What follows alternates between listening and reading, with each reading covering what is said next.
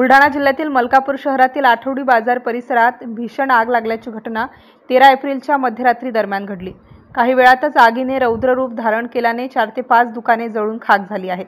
सुदैवाने यामध्ये कोणतीही जीवितहानी झाली नसली तरी यामध्ये बाजारातील दुकानांचे मोठे आर्थिक नुकसान झाले आहे।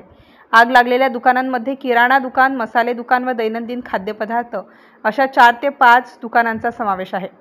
घटनेची माहिती मिळताच नागरिकांनी अग्निशामक दल व माजी नगराध्यक्ष हरीश रावळ यांना कळविताच त्यांनी तात्काळ मदत करीत अग्निशामक दलाच्या 2 गाड्या घटनास्थळी पाठविल्याने आगीवर योग्य वेळी नियंत्रण मिळवल्याने मोठा अनर्थ टळला आहे। मात्र या ठिकाणी दुकानदारांचे मोठे नुकसान झाले असून सर्व साहित्य जळून खाक झाले आहे।